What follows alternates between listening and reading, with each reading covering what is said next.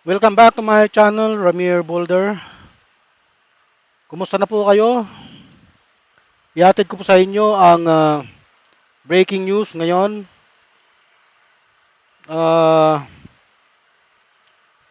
ito po, Senador Marcoleta at ang reporter ng Abante na si Mario Dalisay kaugnay sa delikadesa. Yun ang topic nila kanina. Pero mukhang nagkainitan po ang senador at ang reporter na to. Basahin po natin.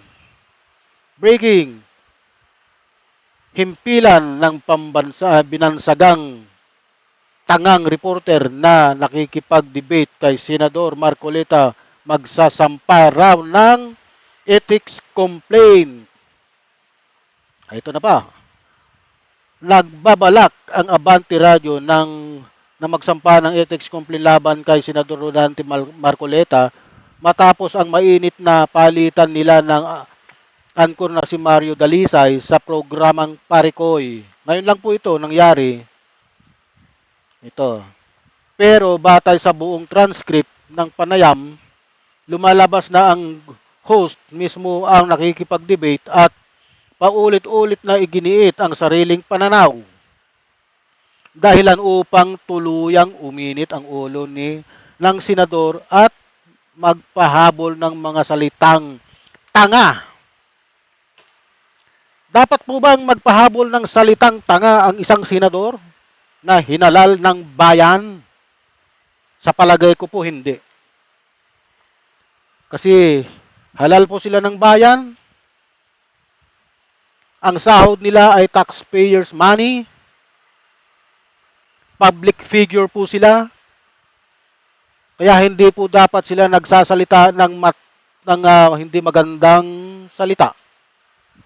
Kailangan po nilang magtimpi kahit na sila ay napipikon. Di ba po? Kaya, Senador Marcoleta, wag po kayong masyadong pikunin. Yan po ang napapansin ko po sa inyo sa mang pagdinig ng Senado, madali po kayong mapikon. Madali kayong mag-alsa ng boses. Ano? Mahirap po yung ganon. Senador, hindi po sa inuutusan po kayo. Pero sa totoo lang po, mahirap po kasi public figure po kayo. Hinalal kayo ng tao para i-representa nyo ang tao. Gumawa kayo ng batas para sa tao, para sa Pilipinas. At hindi para magalit kapag mayroon po kayong hindi nagustuhan. Mali po yun. Okay. Buong transcript, ito po ang sagutan. Ha? Ito po, Senador. Ito po, ang tanong po ni Mario Dalisay. Ay Marlo Dalisay. Senador, ano ho ba yung description nung binabanggit ninyo kanina, yung independent director? Ito po ang tanong ni Marlo Dalisay kay Senador Marcoleta. Ito naman po ang sinagot niya. Hindi nyo alam? Mario Dalisay, well, may mga idea po kami pero mas maganda hong manggaling sa inyo yan. Okay. Marcoleta again. Yung independent director, unang-una, wala kang pagmamay-ari doon. Sa isang kumpanya, dapat ganon. Pangalawa, wala kang kinalaman sa management. Pangatlo, kailangan wala kang relasyon, second degree, civil affinity sa mga shareholders. Kaya dapat independent ka. Ayon po kay Marcoleta. Ang tungkulin mo lang kung sakaling may kakayahan kang mag-advise sa good governance, maprotektahan ang mga minority shareholder. Ito kasi ang hinihingi ng Insurance Code of the Philippines. Ayan, Insurance Code. Ito po, may nabasa po kasi ako kaninang umaga na yung asawa niya ay executive director daw po ng isang insurance company kung saan may mga perang insured ang mga mag-asawang diskaya. Nagkataon na siguro gusto nilang ganun ang maging kalagayan ng asawa ko, hinirang nilang ganun. Pumayag naman. Anong masama doon? Yun ang ngayon, ang insurance company lahat naman nagko-cover ng kahit anong kumpanya sa lahat ng industriya, sa lahat ng sektor ng ekonomiya, pati sa transportation, lahat. Bakit naman gagawa ng usap-usapan, ng usap ang asawa ko para sa may makukuhang maipupukol sa akin. Ganyan na karumi. Mario Dalisay, hindi po ba dapat sa inyo, Senador, na manggaling sa inyo yung delikadesa? Kumbaga, uy, yung asawa ko nagsiservisyo dito. Meron siyang transaction dito. Hindi kaya marapat na ako'y dumistansya muna? Dito na napikon si Marcolita. Sinong didistansya? Kayo po dito, ginagawang investigasyon sa Senado. Mm. Meron ba akong kinalaman doon sa mga insurance company? Oh. Delikadesa nga po. Ayon naman kay Senador, kasi misis nyo po, yung andon, siyempre, may kukunik-kunik na ho yun. Kasi po,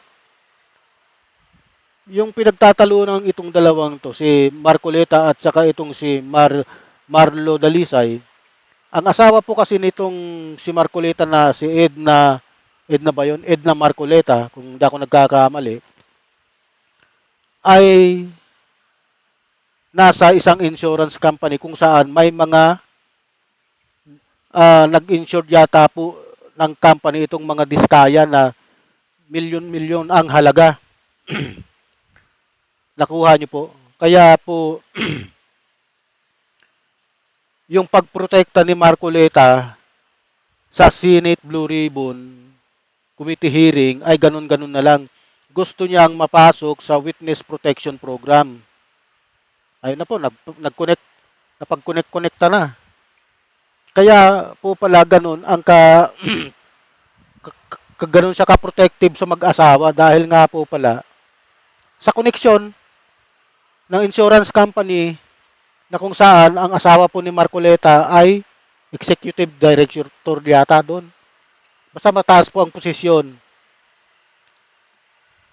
O kliyente yata nitong asawa ni Marcoleta itong mga diskaya na may naka-insured na malaking pera o iwan ko kung kumpanya ba yung naka-insured na nagkakahalaga ng malaking malaking pera, milyon-milyong pera.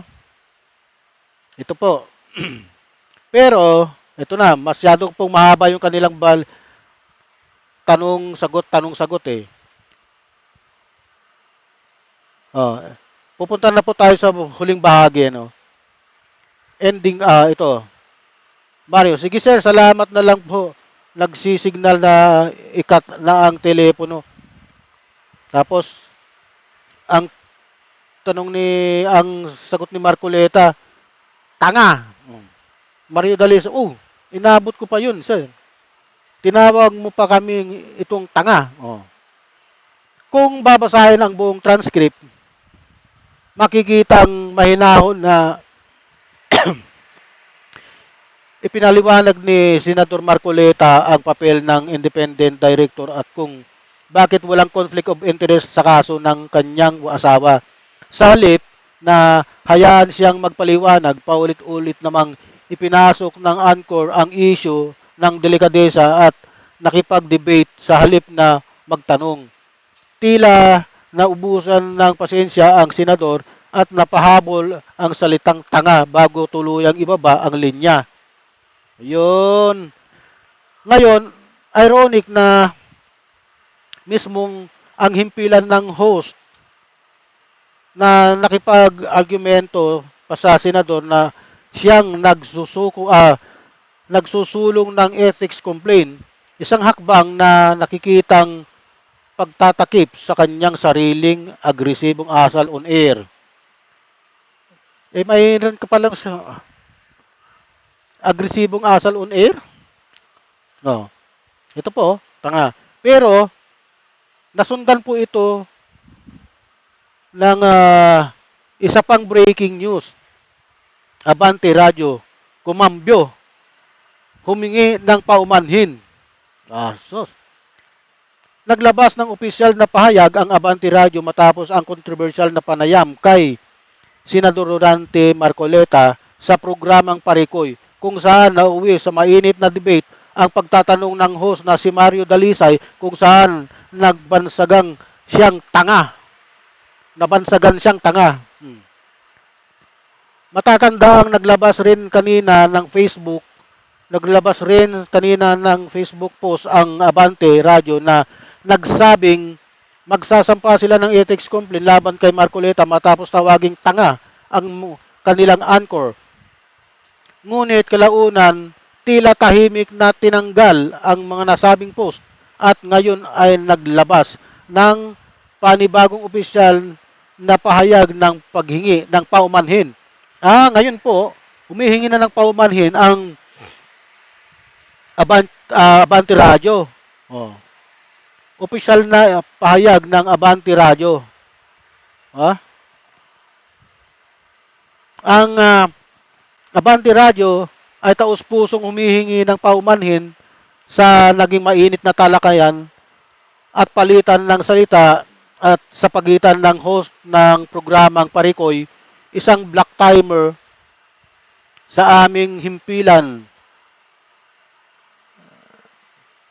na at ni Senador Marcoleta sa nasabing panayam. Ipinaabot naman sa aming mga tagapakinig at sa publiko na ang mga pananaw at pahayag ng aming mga black timer ay kanilang personal na opinion at hindi automatikong sumasailalim sa opisyal na paninindigan ng Abante Radio. Patuloy kaming naninindigan sa aming tungkulin na magatid ng patas, makatarungan at balansing pamamahayag alinsunod sa pinakamataas na pamantayan ng etika ng pamamahayag. Abante Radio, ayan na. Konteksto ng sigalot. Ito na po. Sa nasabing panayam, ipinahaliwanag ni Senador Marcoleta na ang kanyang asawa ay isang independent director lamang ng Stronghold Insurance na ayon sa insurance code ay walang pagmamay-ari, walang kinalaman sa management at walang relasyon sa shareholders. Ngunit makulit na iginigiit ng host ang issue ng delikadesa at paulit-ulit na tinatanong kung hindi ba dapat umatras si Marcoleta sa investigasyon ng flood control project. Ito na. Nang sabihin niya ng anchor na oo nga po, asawa niyo yun eh. Doon na uminit ang ulo ng senador at sumagot ng nakikipag-debate ka pa kasi sa akin eh. Akala ko ba magtatanong ka lang. Ang sinabi mo kasing delikadesa parang may connection ako. Wala nga eh. Bago tuluyang ibaba ang linya, nasabi ng senador ang salitang tanga.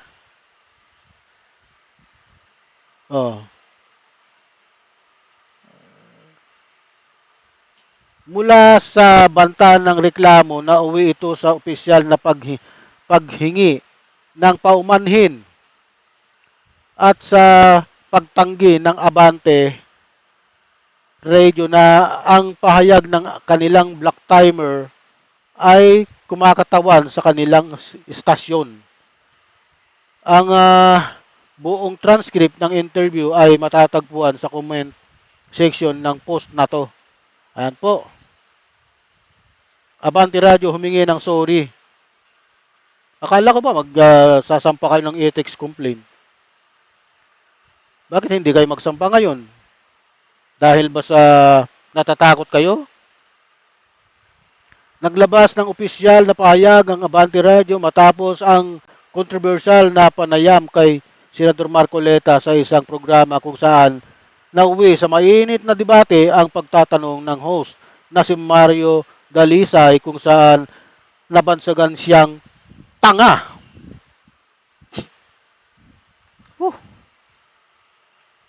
Uh, ito na. Ano po ang inyong opinion, mga kababayan? Huwag niyo pong kalimutang mag-like and subscribe sa aking channel. Marami pong salamat sa inyong panunood sa aking vlog.